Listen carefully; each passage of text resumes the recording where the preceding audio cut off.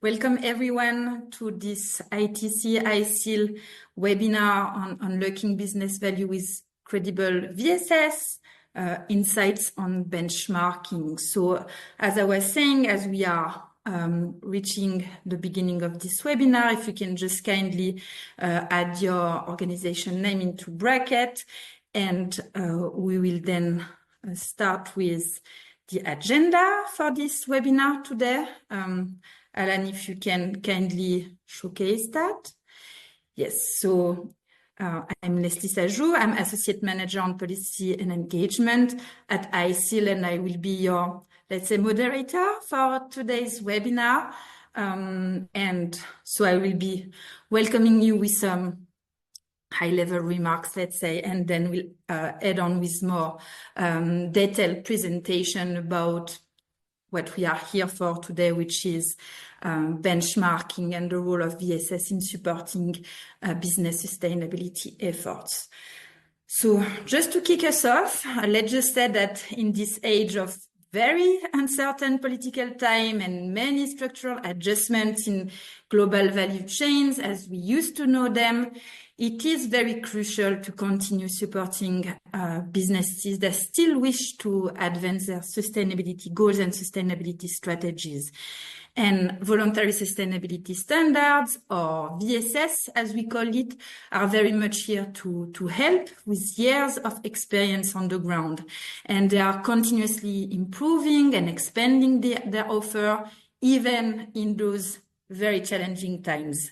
And that's why ISEAL and the International Trade Center, ITC, are very pleased to see many of you today eager to discuss the different ways in which VSS could deliver value to businesses and what are the useful criteria to determine which are the credible ones out there that can best support businesses in their sustainability engagement.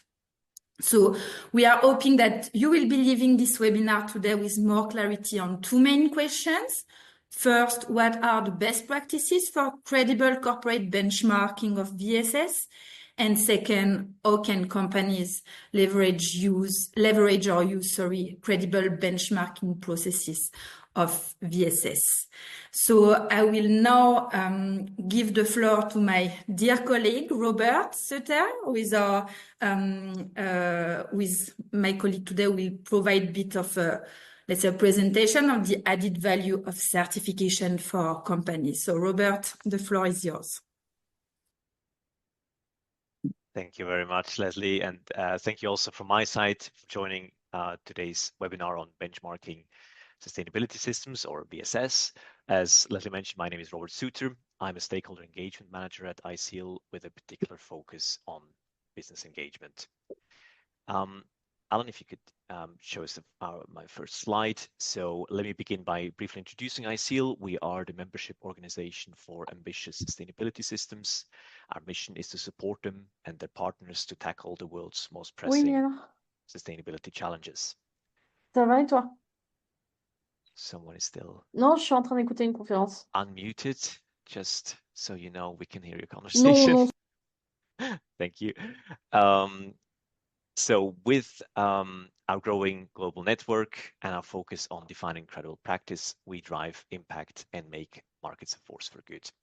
At the heart of our work at ISEAL are the credibility principles and the ISEAL Code of Good Practice, which serve as a global reference on credible practice for sustainability systems, including standards and certification. These frameworks are trusted and referenced by major international organizations, including the ones that you see here on this slide.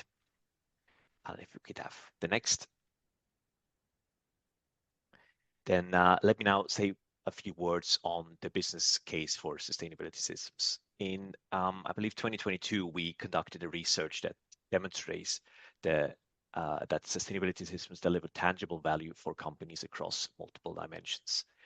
Initially, when working with such systems, companies experience benefits in their core operations, from improved operational efficiency and enhanced sales and marketing capabilities to more strategic procurement processes and stronger stakeholder engagement.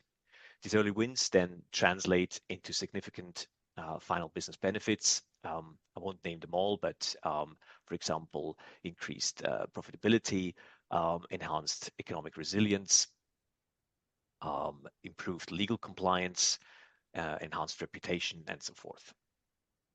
Beyond these business benefits, sustainability systems drive meaningful environmental, social, and economic impacts, the triple bottom line that stakeholders are demanding. This is where benchmarking becomes essential. Effective benchmarking ensures that companies can identify and adopt the most credible sustainability systems, those that will deliver these promised benefits while avoiding the risks of greenwashing and regulatory non-compliance. Now, speaking of compliance, if you could go to the next slide, Alan. In today's sustainability regulations are more demanding than ever. They require companies to demonstrate a whole list of things. You see them on the right-hand side here, like risk assessment capabilities, provide robust data and evidence, ensure comprehensive reporting and transparency, establish traceability systems, and so on and so on. And sustainability systems are in a unique position to help companies to meet these requirements. And you see on the left a sort of diagram on the different components that such systems include. They provide the framework for defining responsible practices, assess implementation of these practices, measure performance and impacts over time, enable the communication of the results with integrity, and they learn from outcomes to drive continuous improvement. Each of these components can contribute to supporting companies in their compliance, and together as a whole can contribute to a holistic support instrument for legal compliance. However, not all sustainability systems are created equal. This is precisely why robust benchmarking grounded in credible assessment criteria is so vital for companies navigating this complex landscape. And here we go, please, to the next slide again. Now let me spend a few moments on this word credibility. It is absolutely paramount for driving meaningful sustainability action. Without credibility, VSS risk becoming mere window dressing rather than drivers of real change. But what makes a system truly credible? It must embody all these characteristics that you see here on the left-hand side in this circle diagram. But let me pick out a few just to explain. First, it listens and learns through genuine stakeholder engagement, ensuring that diverse voices from producers to consumers, from NGOs to communities, shape its development and implementation. Second, it earns trust by being open and honest through transparency, making its processes, decisions, and results accessible and understandable to all stakeholders. Then third, I'm picking it makes a difference where it matters through demonstrable sustainability impacts, not just good intentions, but measurable environmental, social, and economic outcomes. Finally, it works with others to create change through collaboration, recognizing that no single system can address our complex challenges alone. These principles don't operate in isolation, of course. They form an interconnected foundation where each element strengthens the others. For companies seeking to identify credible systems, understanding these principles is crucial. They provide the lens through which to evaluate whether a system will deliver genuine value. Our benchmarking guidance, which we'll explore in more detail later in today's webinar, builds directly on these credibility foundations to help organizations make informed decisions.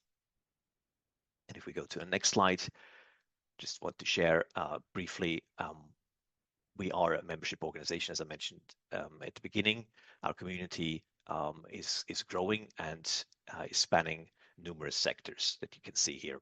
A subset of our community is also ISEAL code compliant, and they have been independently assessed for compliance against our rigorous standards, providing additional assurance of their credibility. If we go to the next slide. Beyond benchmarking guidance, companies can engage with ISEAL and its work in four key areas. We provide further credibility guidance to what I mentioned today, create participation and engagement opportunities, drive innovation and improvement, where as companies you can also participate and deliver practical knowledge for company action, including the research on business benefits of adopting sustainability systems that I just mentioned before. Now, finally, I'd like to reiterate today's discussion on benchmarking is more critical than ever. I think as sustainability regulations tighten and stakeholder expectations rise, companies need reliable tools to identify and adopt the most credible systems. Effective benchmarking, grounded in the principles and practices we'll explore today, provides the essential foundation. Thank you very much again for joining. I look forward to our discussion and how we can collectively strengthen benchmarking practices to accelerate the transition to a more sustainable world. Thank you very much. Thanks, Robert. Thank you very much. So I'm sure that some of you might have questions for Robert, so please do ask that using the chat box, and Robert can reply in writing, or we'll find a bit of time, hopefully, at the end of this webinar. And now let's move on to the how to benchmark those credible schemes and recognize those credible VSS. So we'll present various tools and various ways in which you can do that, and we'll now start with what ITC has to offer in that regard, and I will now leave the floor to Shemina Amarsi from the ITC. Shemina, the floor is yours. Thanks a lot, Leslie. Thanks a lot, Robert. Thanks to everyone. Yes, indeed, very happy to discuss with all the group today about the value and the way to do credible benchmarking. Indeed, this part of the webinar and the presentation is on the how. So a bit of background on ITC, International Trade Center, is a joint agency of the United Nations and the WTO, and it's based in Switzerland with the mandate to include MSMEs, small and medium enterprises from developing countries in global trade in a fair, in an innovative, and in a sustainable way. So there are a couple and various range of interventions that ITC does when it comes to capacity building, for instance, in various regions in the world. And one intervention is actually very much dedicated to what Leslie was mentioning at the beginning of the call, the VSS, the Voluntary Sustainability Standards. And the proposal today now is to walk you through one of the intervention of ITC, which is actually the creation of a tool that is called the standards map. So if we move to the next slide, the question is a little bit on the why. Again, why the standards map? The pictures and the logos that you see on your screen are a little bit self-speaking in the sense that the sustainability landscape is complex, and complex for reasons, because we are talking about different value chains, we're talking about different sectors and different type of sustainability interventions. So there's always a reason for that. The point is that there are a lot of different standards, and the word standard encompasses a lot. It means also, if for ITC and for the standards map, audit protocols, international conventions and guidelines, reporting frameworks, and there are a lot of variabilities when it comes to sustainability standards, when it comes to VSS. Some of them are based on multi-stakeholder engagement. Some of them are backed by governments, some are led by the industries. So we are talking about a various range of tools, of guidance, of framework, of capacity building instruments, who all have the mandate to either facilitate companies' work towards sustainability or even assess the company's operation through certifications, as Robert has mentioned, be it on product, on services, on processes. So there are a plethora of intervention. So the idea of the standards map, if we move to the next slide, was actually to shed transparency and more information and create a global public tool, which was created actually about 15 years ago, with this idea, again, from ITC's mission to accelerate the transition to sustainable trade and help primarily MSMEs to overcome this knowledge gap and to add values to their product and be able to actually respond to the buyer's requirements and come to a certain level of certifications. Now, if we move to the next slide, what we have observed over time is that the users of this map, of the standards map, are based throughout the world, but are not only SMEs. So we're talking about 20 sectors. We're talking about now 360 plus standards in the standards map, and 1,300 database criteria to actually assess and to differentiate those standards. And I will come back to this database criteria because it's key for our discussion when it comes to benchmarking. But in terms of usage of the standards map, the observation is that actually also larger brands, retailers, NGOs, academia, and policymakers are making regular use of the standards map. So that is completely linked to the benchmarking topic in the sense that we observe also a lot of scrutiny on standards and a lot of need coming from public or from private sector to clarify and to differentiate schemes with one another. So in the next slide, I will show you a little bit how to use the standards map very quickly. It can be used to identify standards. Not all of the 360 plus standards are interested for your business, for your sector, and for your area of interest. So you can apply certain filters by sector, by product, by origin and destination market, by SDG focus, by value chain focus, by recognition by industry platform, and select the ISEAL members, for instance. And also other type of criteria, such as whether there are labels for consumers and so on, to find your research and to refine it and to find the standard which are relevant for you. And in a second slide, you will see also that you can get some profiling information on standards, on the work that they do. And this is based on a regular and continuous update of the information because, as you know, standards evolve very quickly. They have to be reviewed on a regular basis. So the information on the standards map is following the rhythm of that and being reviewed at least every 2 to 3 years to make sure that the data is accurate. And the standards map database also evolve according to sustainability legislation, sustainability hot topics. So all of that is in constant motion. That's the main message. In the next slide, you will see how it is possible to compare standards with one another. And when we talk about comparison, we still don't talk about benchmarking. We talk about comparison to be able to see what standards do and what they don't do, and to be able to see what criteria they have.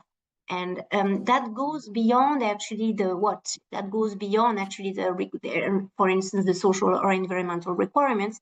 It also goes into those comparisons to description of their verification and audit procedures, to their governance model and their standard setting. And of course, you understand why I'm mentioning all of that, because it's also very much linked to the topic that we are exploring today, which is about credible benchmarking and credibility criteria, which ISEAL is also promoting further. If you move to the next slide, you will see that you can also get, in this case, completely accessible online, advanced standard comparison criteria by criteria. What are the criteria based on the standards map criteria which are addressed or not addressed by standards, and to what extent? What is the degree of obligation that companies have to apply when they are certified by a standard? Is it immediate? Does it take time?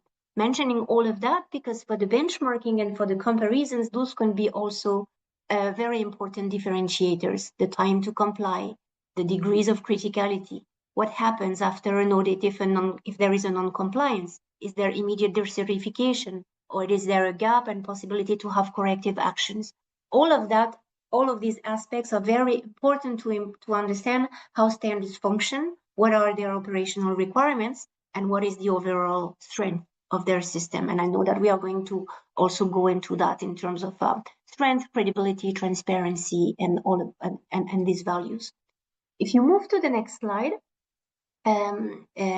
just to highlight, as I was saying, things are constantly evolving as they should, and there will be also some new features that are going to be developed later this year. There will actually be a public consultation on that with new, additional, and more advanced features to actually put in the standards map to give even more accurate information on standards.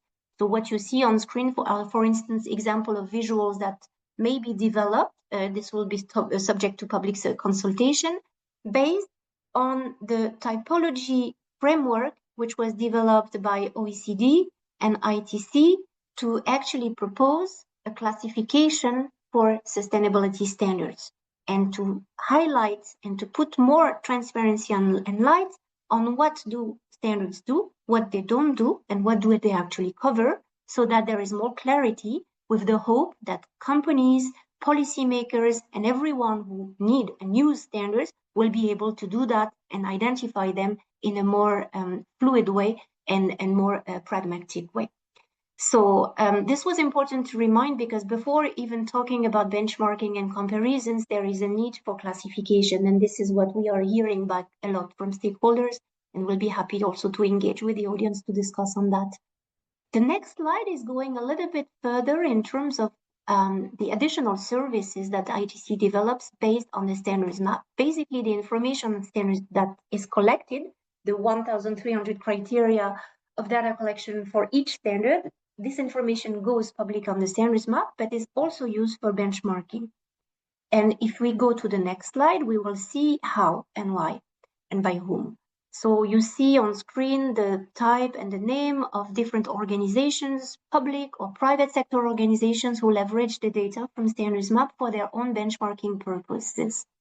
And depending on the industry, depending on the mission statement of these organizations or the benchmarking tools that they themselves develop, the reason can be various, but are always around the idea of getting comprehensive comparison and in-depth understanding of standards, potentially set up recognition and equivalency mechanisms for some of them in some sector to advance the sustainability topic, to raise the bar, and to recognize the standards which are which can meet those thresholds, to drive the sustainability agenda in one sector, in one thematic, and also for public sectors to develop or apply certain legislative frameworks, because I think it was mentioned before, standards have been there for a long time. They bring a lot of experience, sectoral experience, supply chain actors experience. So there is a dialogue between public and private, which is there interesting to explore. And basically to have overview of best practices and actually involve and actually respond to sustainable procurement strategies, be it public or private. The idea is really to sustain and to take informed decision when it comes to sustainable procurement and identify the most relevant and effective standards to work with. So in the next slide, I will give a couple of examples of how the data is being used. For instance, one organization called the Global Coffee Platform has set up an equivalency mechanism to advance the sustainability agenda in the coffee sector and to recognize upon certain criteria, certain schemes as good enough to be equivalent to their sustainability and coffee sustainability code. So the idea is to take this coffee sustainability reference code from the GCP, from the Global Coffee Platform as baseline, and compare standards line by line to those criteria, make an assessment and recommend a recognition or not a recognition. So this has a different direct effect in terms of market, because there are also a lot of market requirements and market pressure, especially in the context of sustainability legislation emerging and developing everywhere, for standards to be recognized by such entities such as the GCP. So that's one example of usage of standards map data. In the next slide, you will see another entity that also uses the standards map data, which is called AIM Progress, which is a consortium of private companies, retailers, brands, and supply chain and suppliers, supplying actors, who come together. And the idea is, again, to compare standards with one another, to advance on certain topics, especially when it comes to human rights, due diligence, and labor rights. Standards set thresholds and set precedents for good best practices. So ITC has developed this offline tool that you see for AIM Progress to be able to inform their members and for companies to be able to make advanced use of standards. But then if we move to the next slide, you can see that the database and the standards map data is also used for certain digital benchmarking platforms from partners. You see several ones on screen. One is addressed to consumers and called the Sieger Klarheit in Germany, and the idea is to shed light and clarity between labels for consumers and other actors to be able to make their informed decisions when it comes to standards. The SME Compass website is also another initiative which helps company understanding how much standards can help them to fulfill their duties when it comes to due diligence and due diligence legislations. Or the FIFAC benchmarking tool is also one tool that was also used in the soy industry. So to wrap up, and if we go to the next slide, and I think we will discuss that, to do benchmarking and how to do benchmarking, we've observed that there is a need to align and define, thus the use of the standards map as a neutral broker with a UN mandate of neutrality with standards and to shed more information. So alignment, then collection and validation, and then action. All of the standards map criteria are aligned with ISEAL benchmarking principles in details and overall, and I'm sure we will discuss about that. And we've observed that, be it for the private sector or public sector, and no matter what actors we're talking about, there's a huge, huge scrutiny on the scheme's credibility. And it's not only on their performance requirements, but also on operational requirements. There is a lot of demand for a greater benchmarking, greater clarity to be able to understand what the scheme do and how to benchmark them in the best way. So I will wrap up now. Thanks a lot, Leslie, and I'm happy to continue on and to respond to questions. Thanks a lot. Thanks, Shemina, for this very insightful presentation. There are already 3 questions in the chat box. So if you have some time to kill, Shemina, and you want to respond to those questions by writing, that would be nice. And you made a very good segue in your last slide to the next presenter, which is, again, my dear colleague, Maria Devischer from ISEAL, who will take us through more like what we have done at ISEAL recently to revise our guide for benchmarking sustainability system. So Myra, floor is yours. Amazing, thank you. So as Leslie said, my name is Myra Devischer. I'm Innovations Manager at ISEAL. And over the last year, I've been working with Patrick Mallet, our Innovations Director, in the revision of our Good Practice Guide for Benchmarking Sustainability Systems. Now, this guide came out in 2019, and to produce that first version, we worked very closely with Shemina's team at the ITC and with the ITC Working Group of Benchmarking Initiatives. As all ISEAL guidance, the revised version was put through an exhaustive public consultation, and the input received from the ITC Working Group was incredibly valuable in making sure that we're capturing our current understanding of good practice in benchmarking. So we created this guide for organizations benchmarking sustainability systems, and that includes, of course, the private sector. So we're excited to introduce you to this resource on this webinar that is talking about unlocking the value of VSS for businesses. So let's start with why ISEAL decided to produce this guide in the first place. And that is because we recognize that benchmarks can be a very effective way to support the adoption of credible sustainability tools and initiatives. But unfortunately, that's not always the case because benchmarks can have many different types of shortcomings. Some benchmarks can have very confusing assessment criteria, or they can be lacking consistency in the evaluation process, or they might have thresholds that are just simply too low and end up recognizing poor performance, for example. So we realized in 2019 that many of these shortcomings were really due to a lack of guidance for sustainability benchmarking. And we produced this guide to fill that gap really and to help to improve the consistency and robustness of benchmarks. So this guide is a free resource and anyone can download it from the ISEAL website. Leslie, if you could please just drop the link on the chat so people can go to the resource after the webinar. Thank you. Next, please. Now, the ISEAL guide does not focus only on one type of benchmark. There are many different types of benchmarks because there are very many different reasons why people develop benchmarks. And as a result, these benchmarks will look quite different. The guide provides an overview and examples on the use of benchmarks of VSS by different stakeholders, be it the private sector, governments, NGOs, and sustainability systems themselves. Companies, for example, use benchmarks to identify VSS that can help them meet specific needs and commitments, including as part of their due diligence. Governments is another good example to bring up in this webinar. They use benchmarks to recognize VSS that fulfill procurement requirements or market access requirements. And we're very grateful that there are 2 colleagues from ASI and PBN joining us today, and they will be sharing more specific examples of this after this presentation. Next, please. So the guide lays out good practice for the development of a benchmarking initiative.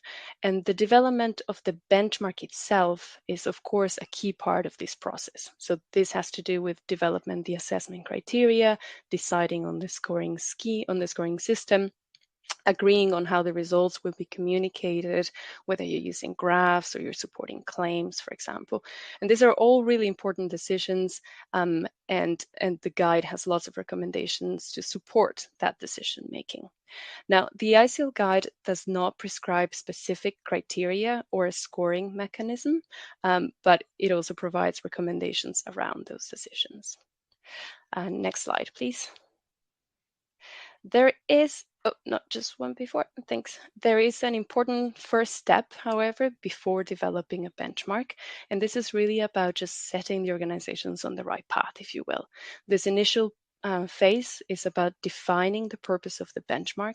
What are the needs and expectations that you're seeking to address with this benchmark? It's about confirming that a benchmark is indeed the best strategy to meet those needs. And if the answer is yes, if you do feel that you need to go ahead with creating this benchmark, then it's about reaching agreement on how the development process will be managed and how it will be resourced. So the guide contains lots of recommendations around these key decisions as well. Next slide, please. Then there's the third phase in the development of a benchmarking initiative, which is really about defining the benchmarking process.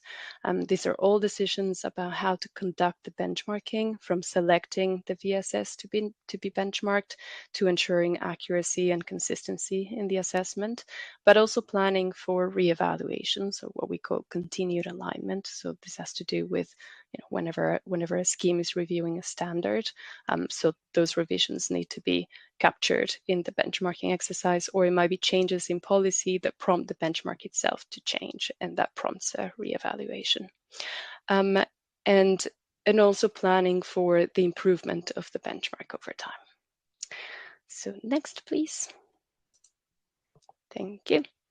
So I told you about why we created the guide and how the guide is structured across these three phases of the development of a benchmarking initiative.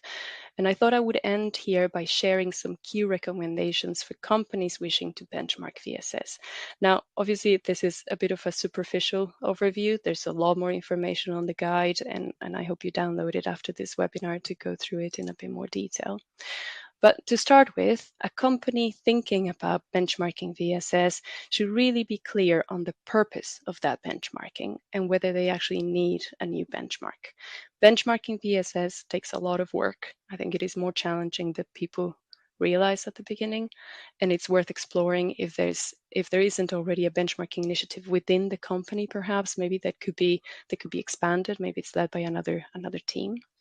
Or maybe there's an external benchmark that you could use, or a database that you could use. And Shamina provided some really good examples of collaborations that the ITC has done with different organizations to use the ITC database. Now, if you do decide to build a benchmark, make sure that you have access to the technical competencies that are needed. I think that's another difficulty when people start doing benchmarking of VSS. They realize that the technical knowledge that they have is not enough really to understand different nuances between the different approaches that the systems use. To help this, we detailed in the guide the kinds of skills and knowledge that are needed at different stages of the process as well.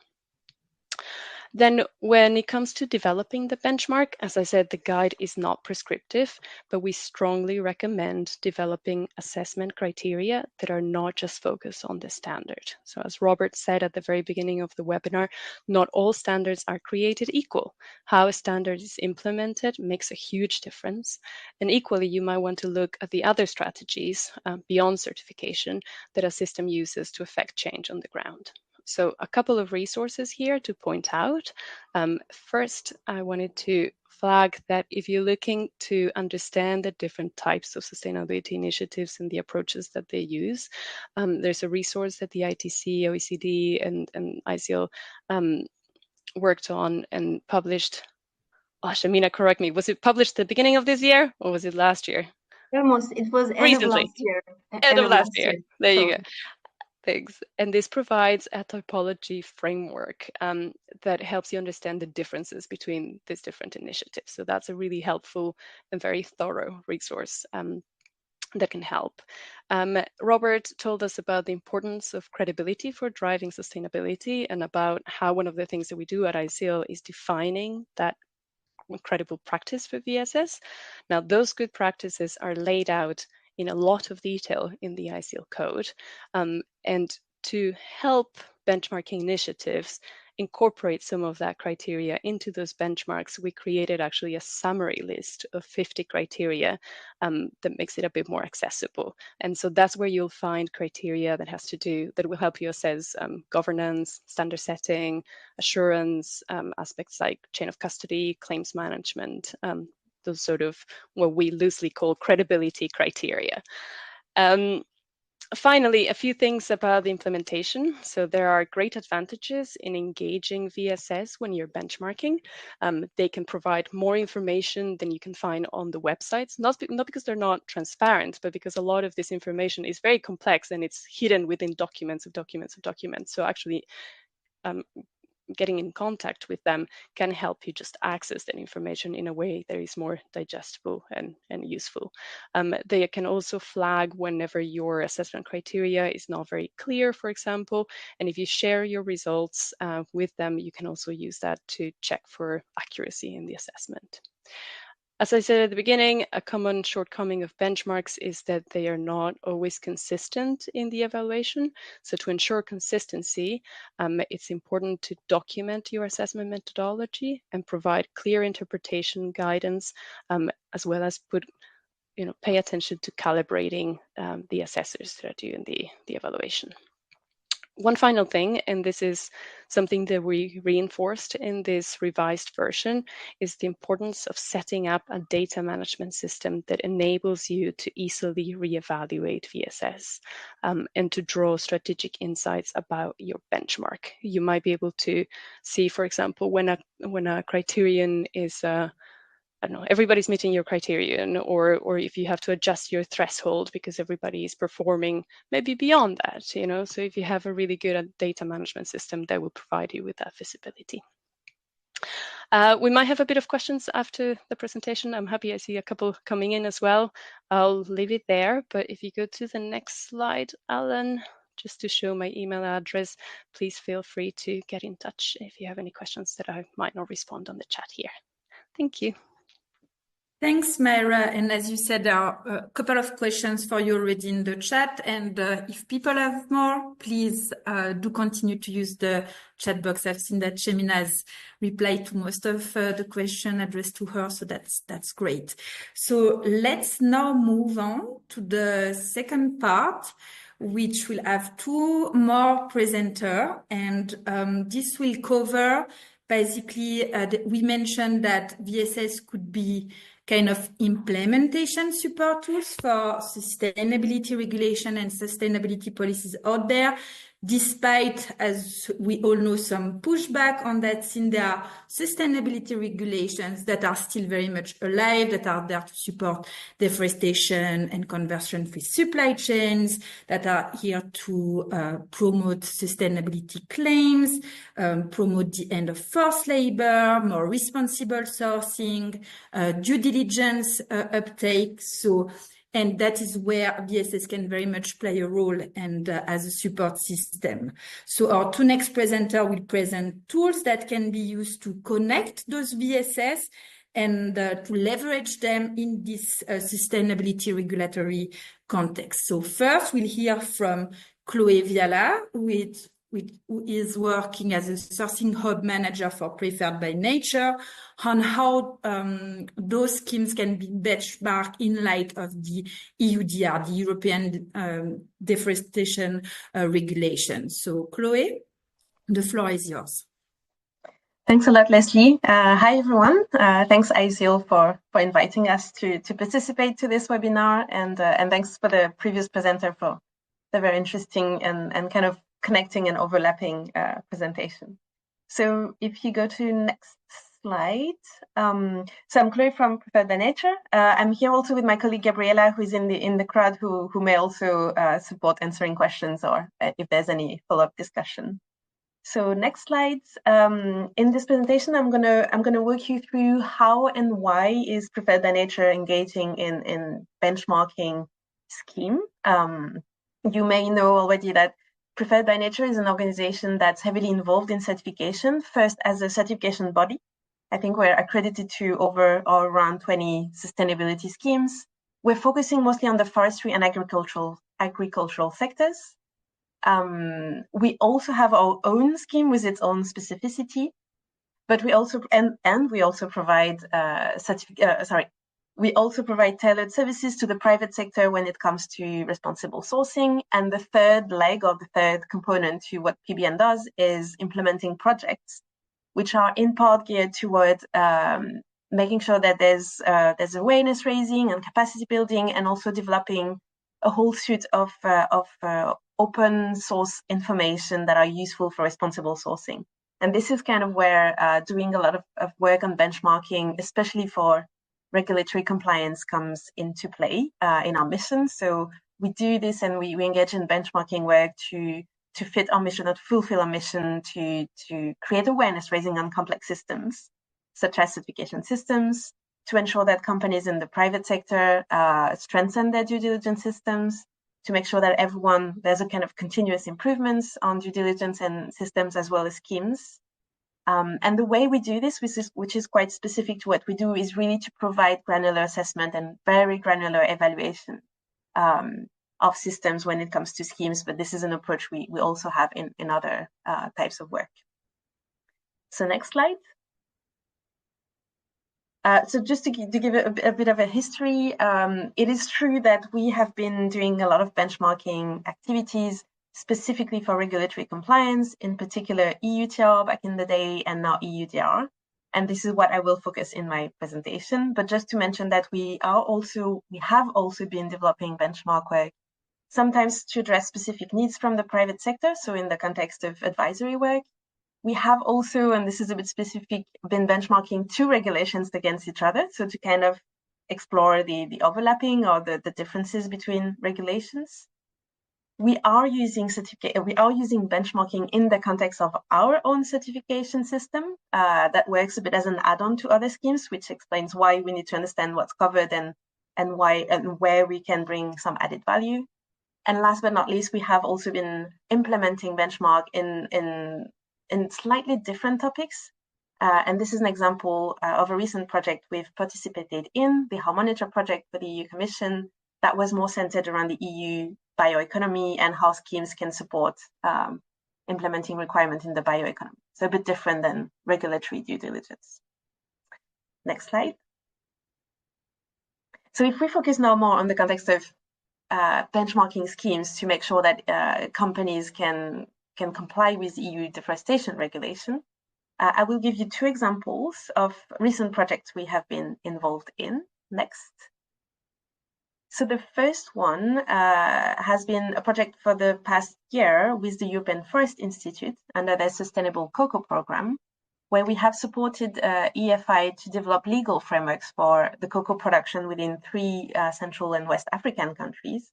And an add-on component to that exercise has been to benchmark 3 cocoa relevant schemes against those specific national legal frameworks that have been developed. Next, so that's one example. And the other, which I will spend a bit more time explaining, is a project that we've been conducting with the FAO under their Follow program. And under this project, we have been developing an evaluation framework specifically to assess how schemes are performing against the EUDR. So we're calling this tool the Assurance System Evaluation Framework, or ASEF. And it's really been to develop a list of indicators and a specific methodology that is fit for purpose for evaluating schemes against the EUDR. I believe this work is well aligned with the ISEAL good practices. And it's really specifically targeting verification and certification systems with second or third party mechanisms. And it's obviously targeting deforestation related commodities.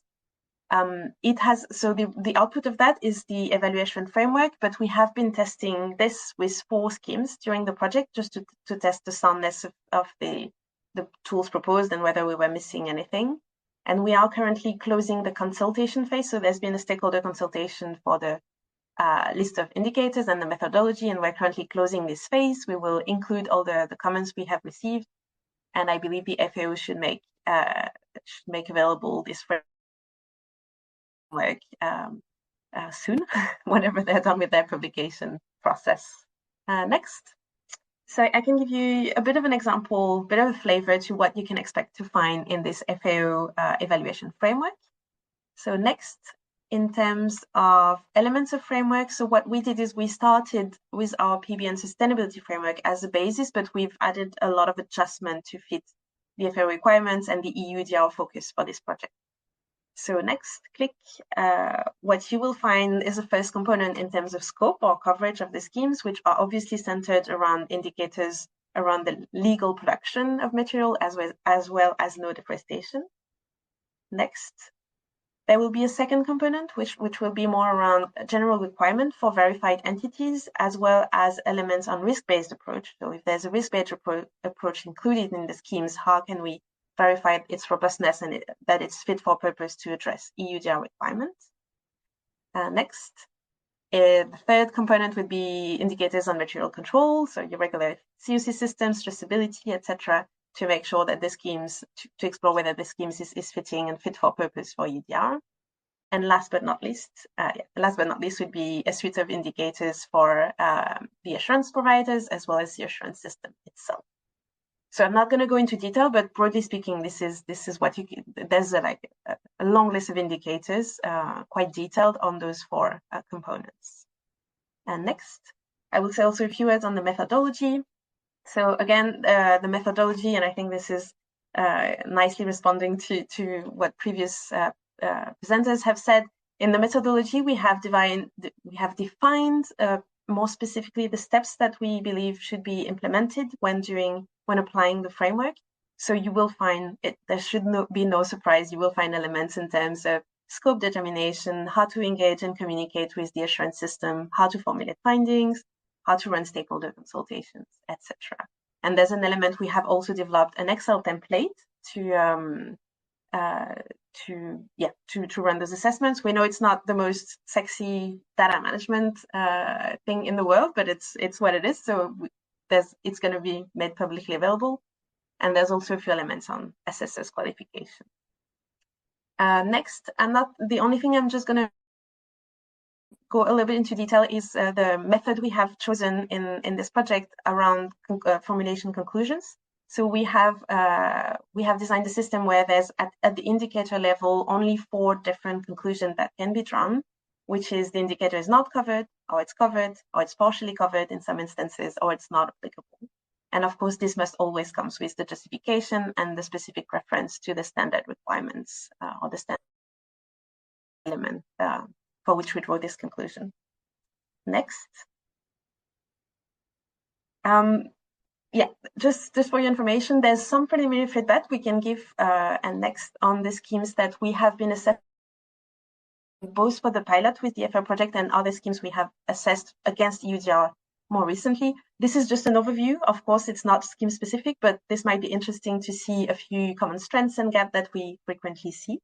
So in terms of common strengths, what we frequently see is that in general, the schemes have a strong ability to cover the no deforestation requirements of the EUDR. There's also frequently a quite strong coverage on environmental protection indicators. So that's on the legality principle. There's very often available segregation model that are extremely fit for purpose for EUDR traceability requirements. And last but not least, there's very often, at least for the schemes we have looked at, there's strong audit systems and requirements and a well-established accreditation and oversight mechanism that really that can be documented and really give credibility to the schemes. Next. A few gaps, of course, there's strengths, there's gaps. A few gaps we can see sometimes. There might be sometimes slight misalignment in terms of definition used, especially in terms of deforestation. There are sometimes limitations in terms of the coverage of third-party or indigenous people and local communities' rights, as well as topics of trade, tax, anti-corruption. Of course, this depends on your own interpretation of the EUDR. This framework has chosen to have a wide understanding of the legality requirements under the EUDR. There are sometimes limitations, of course, in the models where there can be mixing with non-certified material, and the levels of control applies to this non-certified share that's included in the mix. And last but not least, also sometimes we see limitation in terms of mechanism to ensure that geolocation and traceability data gets shared along the supply chain, so that an operator placing material in the EU market has this information and can communicate it in the EU information system. So this is just a few highlights, and I will wrap up this presentation by saying what's next. So next slide. This FAO framework is going to be available soon, and we believe that there's a need for more benchmark of schemes and to increase the level of availability information, in particular when it comes to EUDR implementation, which means, in our opinion, which means also making some efforts in terms of aligning data sets, aligning efforts, maybe standardized data, making sure that the different organizations who are maybe going to use this FAO framework, or in general who are benchmarking schemes which are relevant for EUDR, to talk together and make sure we don't duplicate work, and make sure that our data sets kind of complement each other. And just as a side note, we are doing a similar kind of effort when it comes to country risk profile. This is a work that's supported by ISEAL, and that's called the Risk Information Alliance. And I believe that there's room to do the same types of things for benchmarking. And I'll stop there. Thank you.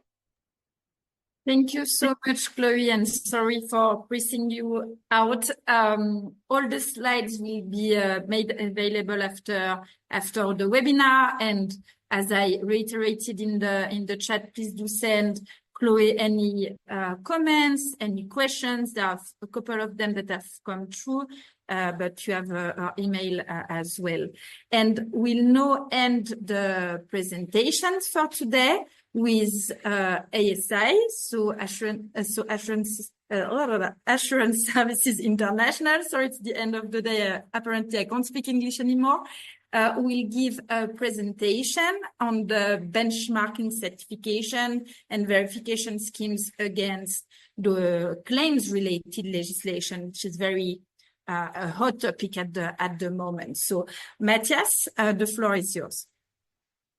Thanks a lot, Leslie, for the introduction and for the kind invitation. I'm happy to share some insights from ASI's work with our scheme owners.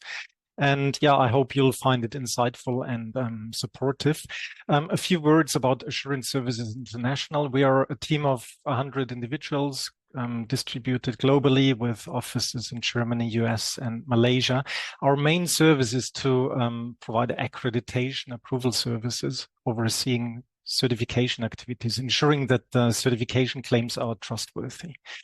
Besides, we also provide advisory to scheme owners. Many ISEAL members are our client. We ourselves are an ISEAL member, code compliant. And we provide services in making their standards regulation fit. There are a couple of EU regulations which have an impact on the way standards need to be written. And yeah, I'll share some common conclusions, generic findings that we have distilled over the last couple of years. Next slide, please. I will not go into detail, but on the EU level, there are a couple of directives which have an impact on the schemes and also on global supply chains. One of them is the Empowering Consumers Directive. It's enacted. Another one is the Green Claims Directive, which is a draft, still to be negotiated, potentially amended, adapted at the EU level. So it's not yet finalized. Both directives aim at combating misleading claims like greenwashing claims or vague, unqualified claims. One of them, the Green Claims Directive, requires accreditation. First of all, a national accreditation body accreditation, but secondly, also a prior review of the scheme standard, whether it is suitable for accreditation. This is based on a process that is called EA122. And it's a very formalistic, legalistic process at European level. There is an equivalent at global level, which is called MD25. In simple words, what will happen is that a national accreditation body will take the scheme standards and review them against ISO norms. There is an ISO norm in terms of how to write a standard, and there is also a lengthy ISO standard with terms and definitions. So when a scheme owner writes a standard, updates it, it must conform with ISO norms, ISO terminology. And only if this is in place, it's suitable. We have advised a couple of schemes in the past years in order to become accreditable on the EA122. And on the next slides, I'll share a few common pitfalls and shortcomings that we have seen. So most of the schemes we work with, the people there, including myself, do not have an ISO background. We come from a different background, and so it's hard to use those concepts and terms correctly. So there are distinct terms like audit, assessment, evaluation, which must not be mixed.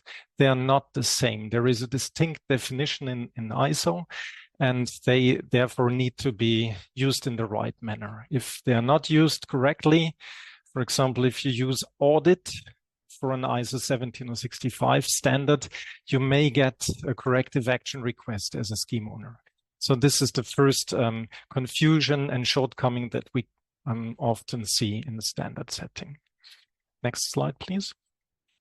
Another one is allowing for generic claims. The directives I just mentioned are really aiming at only allowing qualified, distinctive claims. So if there is a claim that the organization has been certified, this is not appropriate. It must be a statement like the organization has been certified against RSPO supply chain standards and so on.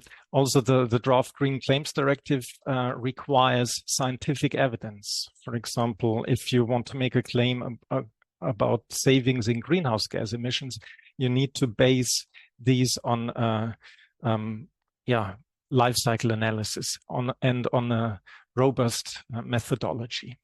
This really poses challenges to the schemes. Many schemes are not built to address these requirements, not yet. Next one. Also, a generic claim challenge is describing the object of conformity. There are different ISO standards, and as a scheme owner, standard setter, you need to be clear which standards you're referring your requirements to. Most of the ISEAL members will have requirements related to ISO 17065. Some may have a mix of 17065, 17021, might be okay, but you need to be very clear as a standard setter how you write your requirements on the basis of which ISO standard.